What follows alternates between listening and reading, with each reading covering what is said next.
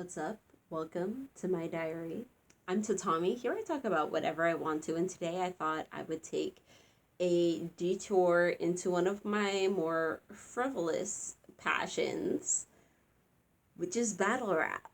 And honey, just like, I don't know, a typical fan, I guess, I have people I love that are perhaps not the best of the best, but they're people who have arrested my attention with their, flow, rhythm, lyrically, bars wise, what they speak about. Sometimes it's just personality, honey.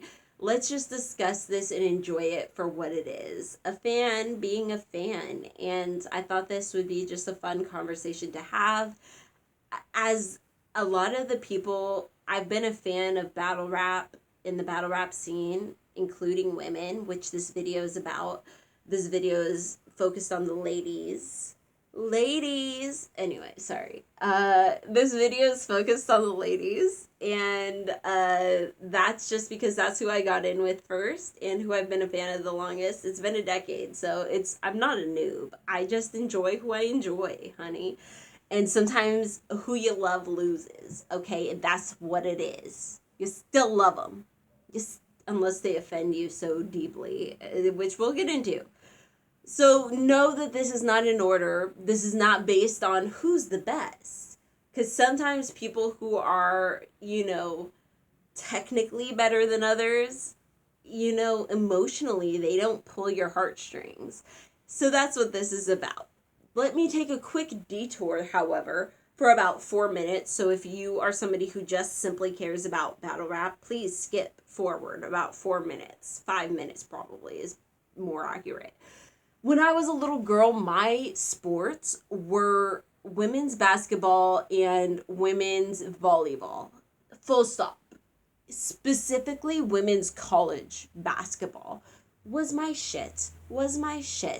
I literally insisted somehow on my family. I think, other members of my family clearly got me into Stanford women's basketball. That's how I got into it. But by the time I was a preteen, I kind of expected the purchase from my adoptive family of women's season's pass of Stanford women's basketball to be a given. I just kind of expected it at that point. It wasn't until I was a much older teen, until I had moved out, that I realized just how expensive that kind of endeavor was.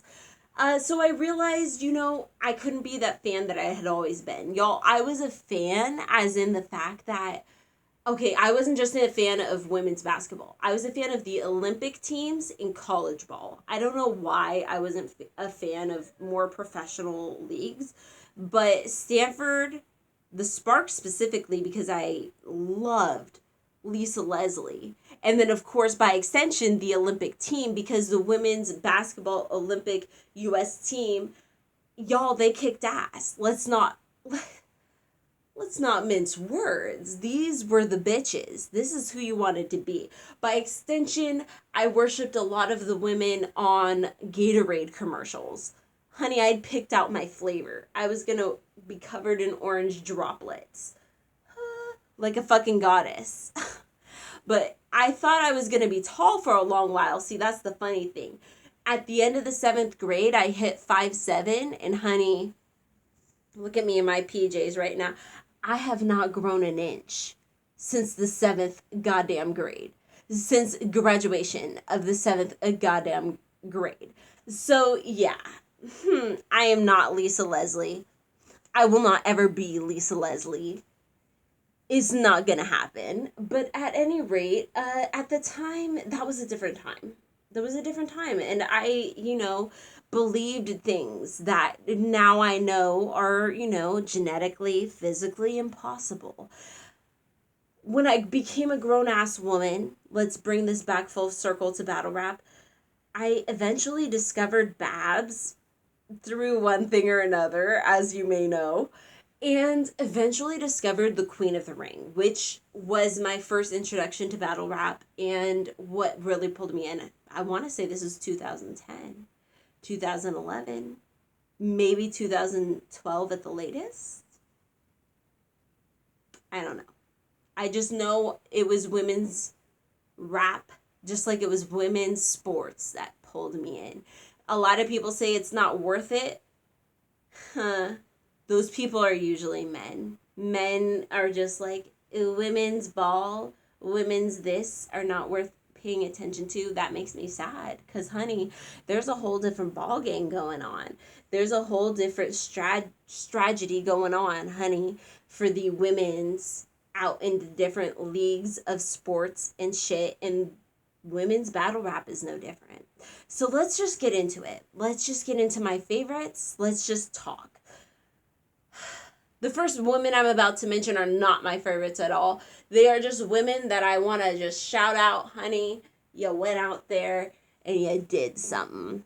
Maybe sometimes I'm not even sure what you did, but you did something. And that's more than I did. So, first of all, Bonnie Godiva. Honey, work it. I don't care what anybody says about you. Let the haters hate. You inspire me all the damn time to just keep being me.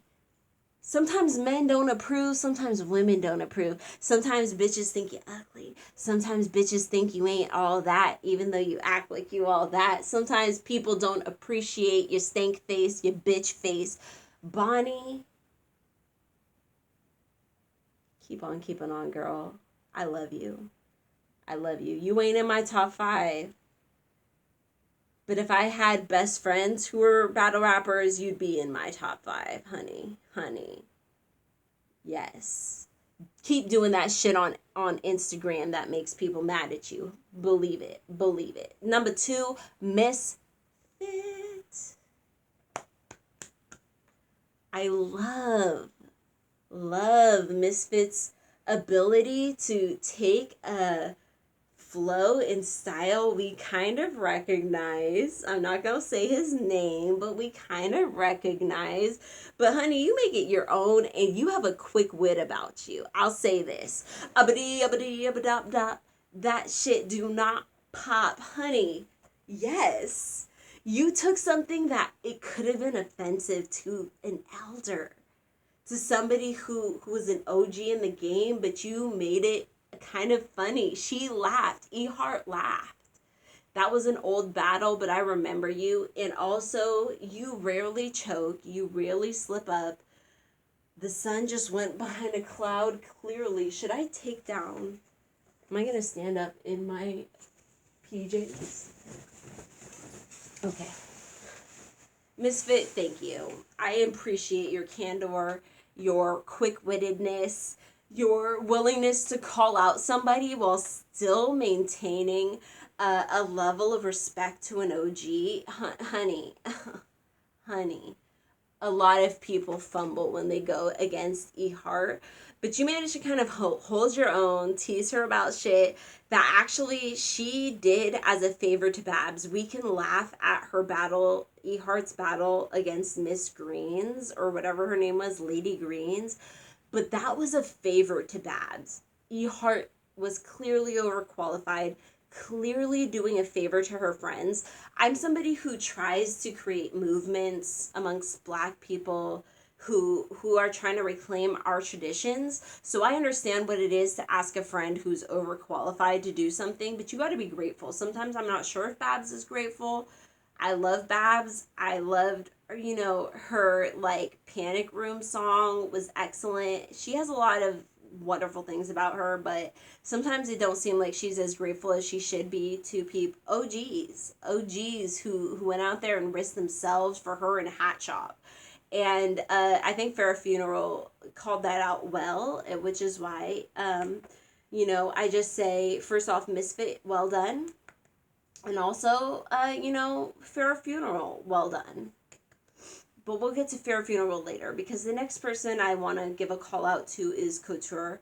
She's always a pleasure, isn't she? She's just always a pleasure. She's so professional. She's so out doing her thing. She has her own voice. Her props are admirable, memorable, wonderful. I enjoy it. Couture forever and a day. She's an OG, and she was an OG from the day she stepped in the ring, from the day she stepped in those, like, parring sessions. That was her. I absolutely, she'll never lose her space because of that to me. My last, kind of call out is Miss Casey J. She is one of the few new people to the ring who they like were looking and scouting kind of, and she really showed herself as an OG, somebody who could hold her own, which a lot of people didn't. A lot of people tried to step into the ring and kind of were like out of their element, needed even 2 or 3 battles to get under your belt. Kind of seems like a lot. It kind of seems like a lot when people are watching you in recorded videos that go down in history, honey. So Casey J, I want to give her props. Now on to some of my favorites, which is Fair Funeral, honey. It's not that she's the best. I just like her attitude. There's a lot that I like about her, and what's funny about Fair Funeral is that she does kind of have the skill to take it to the next level, but it's almost as though she's just kind of here for the culture. She grew up with this. She enjoys this. When she starts to embarrass herself, y'all, she just kind of like flirts with these guys and tries to get laid, and somewhere in her mind she's won if she gets laid by somebody. I don't know. I'm not sure exactly what's going on with Farrah, but I respect it and I enjoy it. Is kind of ultimately what it is. And by extension, we got her main girl, but I mean, Shuni is awesome, but there's something about Farrah that's funny. I like both of them, actually. I probably like both of them equally. I'm gonna put Shuni and Farrah as tied right there, because I like that Shuni, I like her embracing of her tallness. I like her embracing of herself, her masculinity, but also her femininity. It shows you the duality and that power you hold as a woman. Both of them inspire me. Farrah just kind of makes me laugh because it's like, girl, sometimes she just sees she's losing and will be like, whatever, I can still get some dick. What can you not respect about that? A lot of men probably will cry bitch tears because the pussy hurt them. But me, I think it's funny and I like her. It is what it is. What's my next? Tori Doe is huge on my list.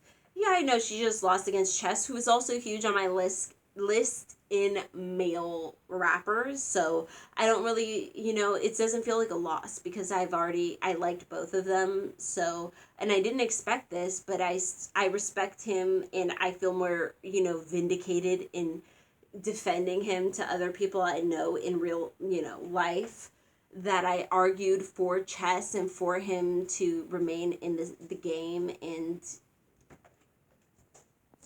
anyways, I didn't think, first off, like, Chess is really inspiring, but Tori, I think she has, a voice, a flow that not many people have, and that's so important.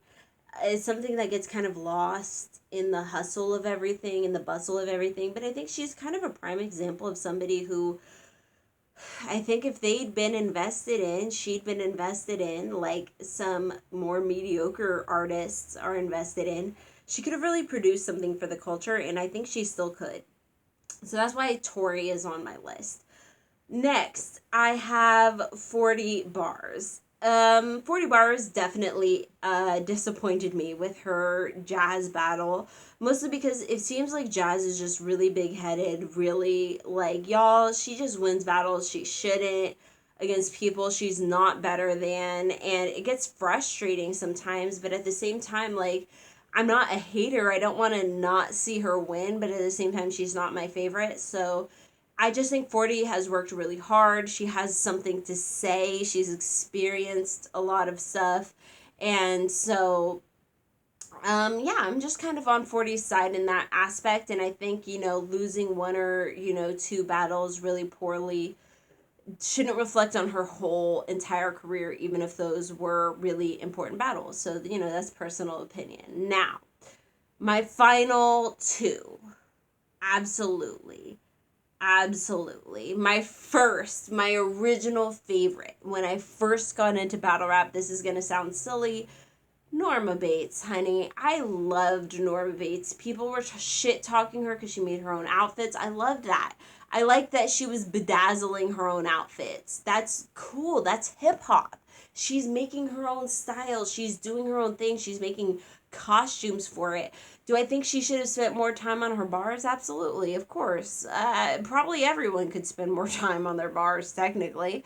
But I just loved Norma Bates' spirit and the way she expressed herself, her way of speaking, all of it. You know, her flow is different, her way of speaking and seeing the world is different, and I appreciate that. Norma Bates is always top five, always. I don't care what nobody says.